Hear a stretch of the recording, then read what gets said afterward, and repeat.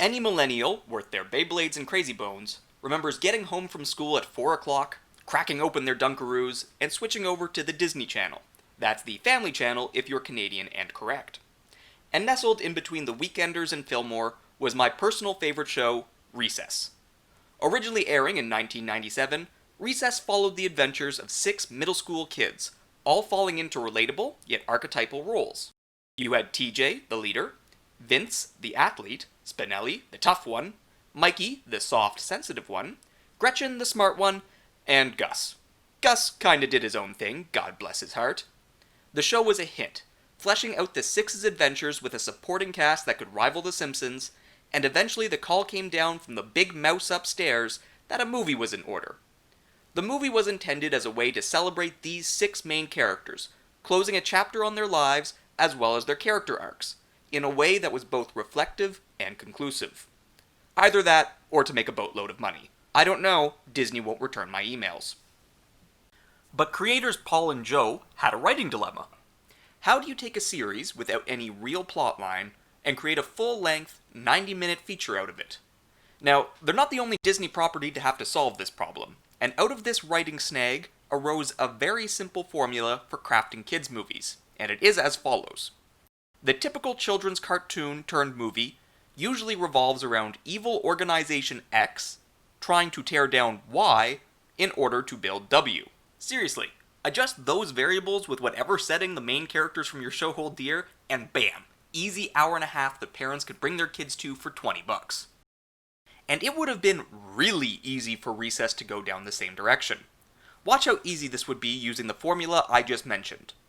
A morally corrupt billionaire wants to tear down 3rd Street Elementary School to build a shopping complex, forcing the 6 main characters to have to go to different schools from each other, unless they can find a way to raise the cash to save their school and their friendship.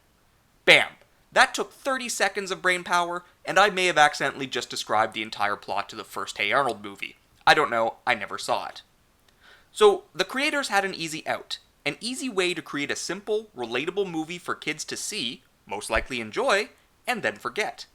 The cast from the show was strong enough on their own to not necessarily need a captivating plot, but instead the movie could rely on character interactions and personality to get the most entertainment.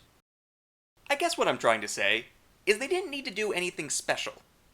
But instead, the creators of Disney's Recess decided to do something different. They decided to do something completely f***ing stupid. And it was perfect. This is Defending Dumb, Recess, School's Out. Our story begins as the title promises. School's out! Summer vacation has arrived, and our 6 main characters are looking forward to 2 months of hanging out, relaxing, and shooting b-ball out by the school. At least, this is what our main hero TJ has in mind. The other 5 have something much larger to focus on. The future. So, unbeknownst to TJ, the gang has all signed up for summer camps that can best prepare them for their illustrious and wacky careers as a scientist, a baseball player, a professional wrestler, and drill sergeant? Shine on, Gus, you crazy diamond. Anyway, this leaves Tej alone in an empty town for the first time in his life.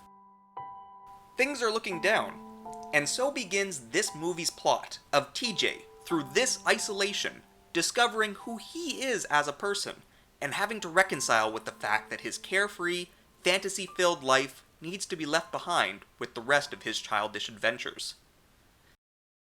Nah, I'm just kidding. He discovers a giant laser beam in the school. And so begins our first hint that maybe this movie was made by crazy people.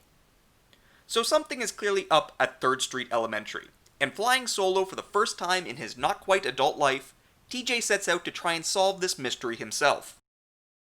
After being laughed away by both his parents and the local police, he goes to his next best option, local man about town and principal of 3rd Street Elementary, Mr. Prickly. As Mr. Prickly's name suggests, him and TJ have not exactly had a working relationship over the past years, and he begrudgingly follows TJ to investigate the school. Now, say what you will about him, but you've got to respect a man who is willing to put aside his personal life to look into the well-being of one of his students, who is clearly in distress, and it really goes to show that the oh my god, that man is now dead.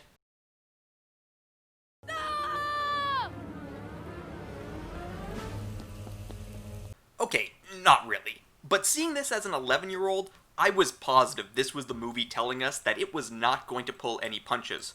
Fourth grade is now over, welcome to the real world, filled with mundanity, death, and laser beams.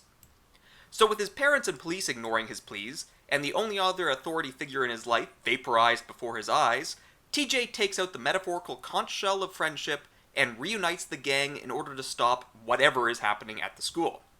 I should point out that while most of the gang takes some light convincing, they just straight up kidnap Gus, so I'm not entirely sure he is a willing participant in all of this. For the next little while, the story jumps between a sci-fi caper to some surprisingly thoughtful reflections of their time as friends, all the while acknowledging that eventually they're going to have to accept that the future is waiting for them. The movie does a great job at balancing the hijinks and the feels.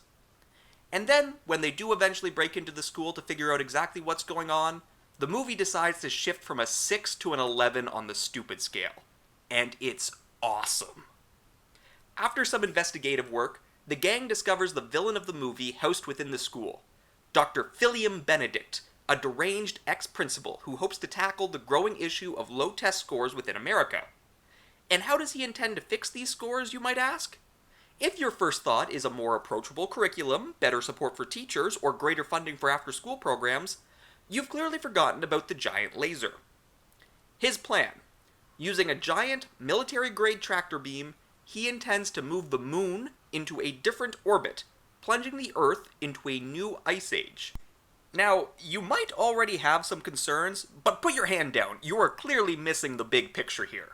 Sure, a new ice age would wipe out countless species on the planet, cripple the global economy, and destroy society as we know it.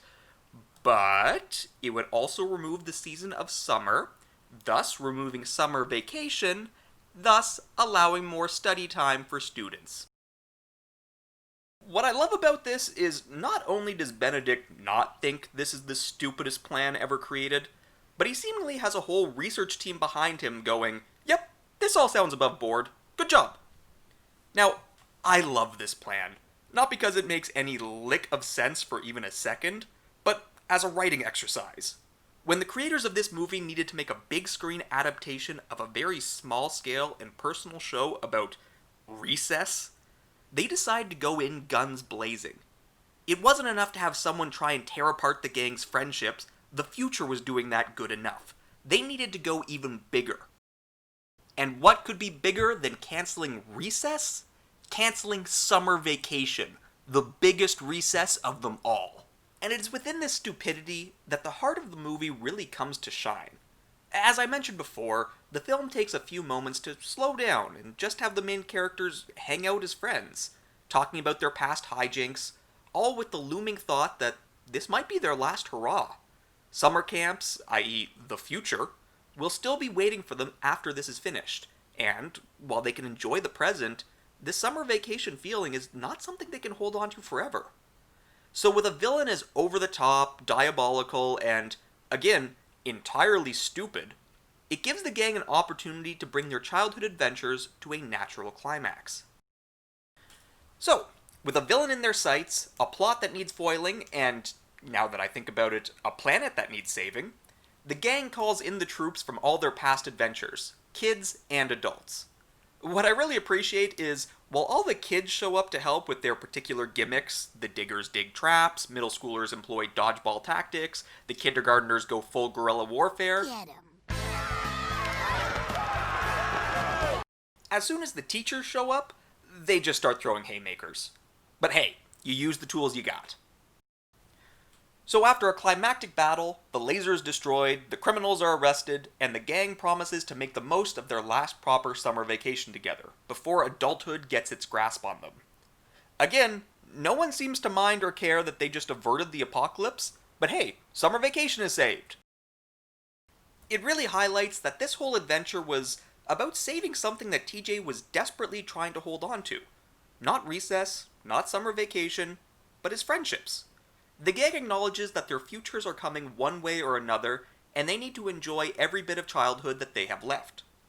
The movie concludes with the gang playing the audience out to a rendition of Green Tambourine performed by Robert Goulet, in case there were any doubt in the audience's mind that some kind of psychedelics were involved in the creation of this movie.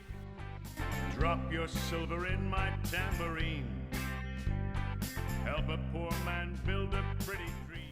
As I mentioned at the beginning of this video, the creators of this movie had a very easy out if they wanted it. They didn't have to go full balls to the walls stupid with the plot. They didn't have to crank everything to 11 at the end. They could have gone for an easy, walk-in home run if they wanted, and audiences still would have shown up because of the recognizable property.